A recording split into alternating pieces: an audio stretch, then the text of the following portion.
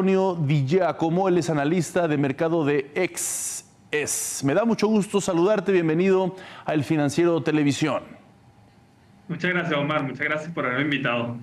Al contrario, es un placer tenerte por acá. ¿Cuáles han sido las bolsas de valores ganadoras y perdedoras después de ese lunes negro que generó dudas en cuanto a la estabilidad financiera global?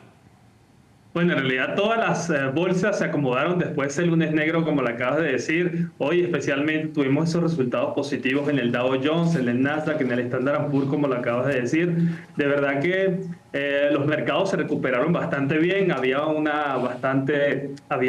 mucha inestabilidad, en este caso, en la información que se podía tener. De verdad que es bastante complicado ahorita posicionarse en realidad si podría continuar la bolsa de esa forma o no, si la volatilidad va a continuar o no. Es verdad que si utilizamos el índice VIX, que es el índice de volatilidad, podemos ver que se encontró un momento determinado por debajo de 20, lo que quiere decir que cuando está por debajo de 20 la volatilidad baja, pero después volvió a subir por encima de 20. Estamos un poquito complicados aquí, pero en realidad los mercados se han acomodado bastante bien. Y bueno, y ahí el peso mexicano también peleando a ver si se posiciona por encima de los 19 o por debajo de los 19. Claro, ya hablaremos de eso. Ahora, puedes ver precisamente a partir de este primer posicionamiento, puedes ver otros factores que estén en marcha de los cuales tengamos que prestar atención ante posibles irregularidades financieras en el mundo. Sí, bueno, en realidad tenemos que estar pendientes siempre de los indicadores macroeconómicos. Por ejemplo, hoy tuvimos el IPP, Índice al Precio al Productor. En realidad es un índice que en realidad se estaba esperando mucho, fue negativo. Otro indicador técnico, otro indicador macroeconómico, perdón, de Estados Unidos negativo. El de mañana es uno de los más importantes que hay, que es el IPC, en realidad Índice al Precio, el Índice de Precio Consumidor.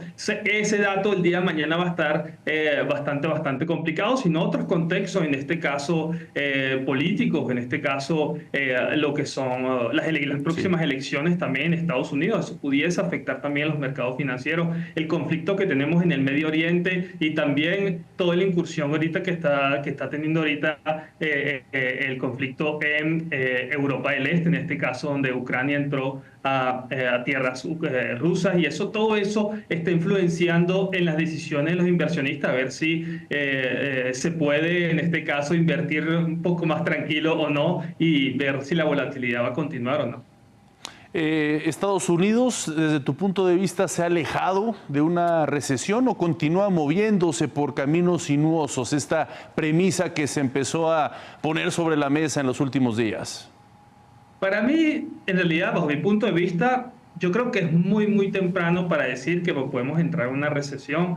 Para poder entrar en una recesión tenemos que ver muchos factores que se contraen, muchos factores económicos que se pudiesen contraer. En realidad también la parte del desempleo. Si tenemos un incremento de desempleo sobre un largo tiempo, podríamos empezar a ver una recesión en los mercados. Yo, bajo mi punto de vista, no veo en este caso que podríamos entrar en recesión, entrar en Estados Unidos en recesión. Sin embargo, ya muchos analistas están tomando en cuenta las gráficas, en este caso de los bonos de 3 meses a 30 años, y ya empezaron a decir que en realidad esos gráficos nos están diciendo que podríamos entrar en recesión, pero bajo mi punto de vista faltaría muchísimo. Cuando mezclamos, por ejemplo, el gráfico de 2 años con 10 años, estamos casi a cero, y se dice que cuando pasa por encima de cero esa inversión de la curva podríamos empezar a tener una recesión, pero cuando vemos el gráfico de 10 años con 3 meses, vemos que todavía hay una gran diferencia para poder llegar a cero.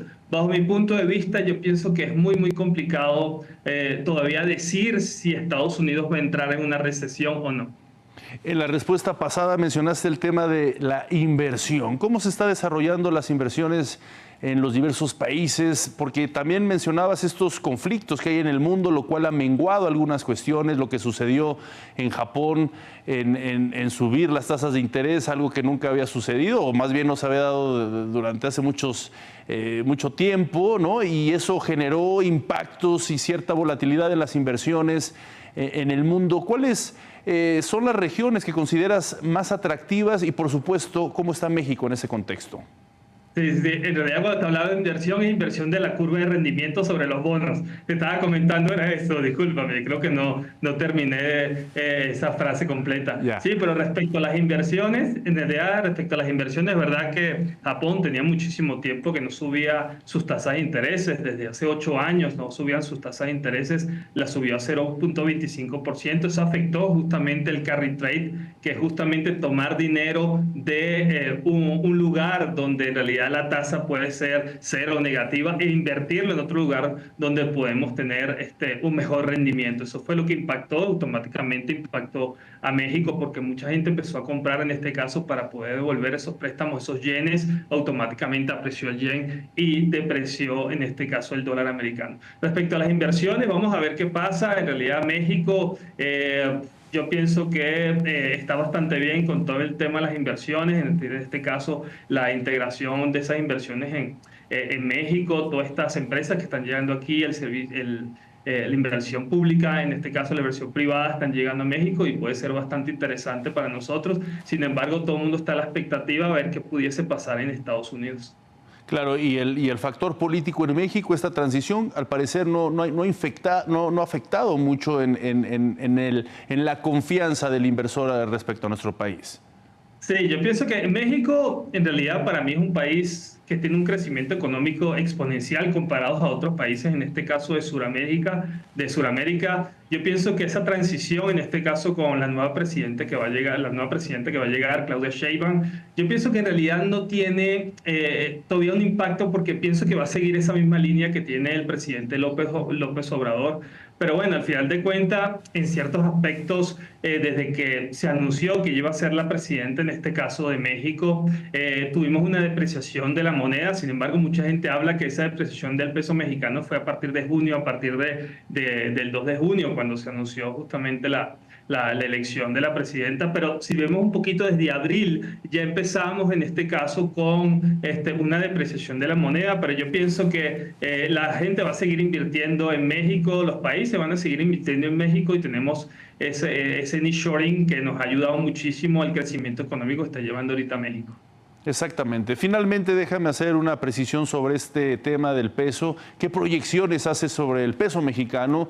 Al parecer, ese peso fortachón que tanto presumía el presidente López Obrador, pues no sé si se verá nuevamente a corto plazo. Antonio.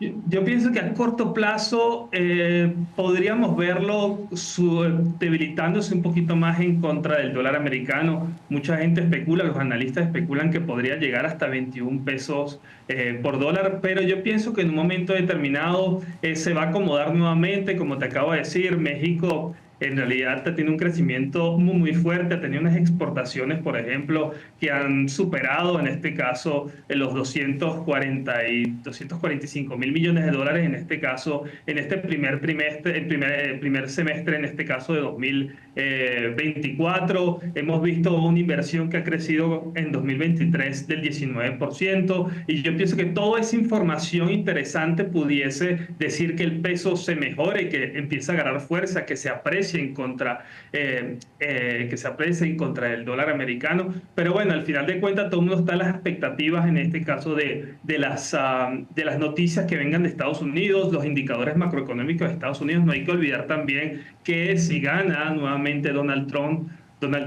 podríamos volver a buscar la zona de 21, como pasó justamente cuando fue electo, si no me equivoco, fue en 2016. En este caso tuvimos ese gran golpe. Después, cuando llegó al poder en 2017, que fue cuando toma la posición, sí, creo que es enero de 2017, a partir de ahí empezamos a tener una corrección, en este caso del dólar, y una apreciación del peso mexicano. Pero también no hay que olvidar esa parte de la elección en Estados Unidos, que eso puede influenciar muchísimo el movimiento del precio del peso mexicano. Sin lugar a dudas, pues muchos temas pendientes y muchos temas que se seguirán moviendo en esta línea de tiempo muy próxima, muchos sucesos políticos, por supuesto económicos, que estarán dando mucho de qué hablar, temas en el tintero que tendremos que, si me lo permites, Antonio Di Giacomo, poder mantener la conversación para seguir analizando este y muchos otros temas. Muchas gracias, aquí te espero más. Muchísimas gracias.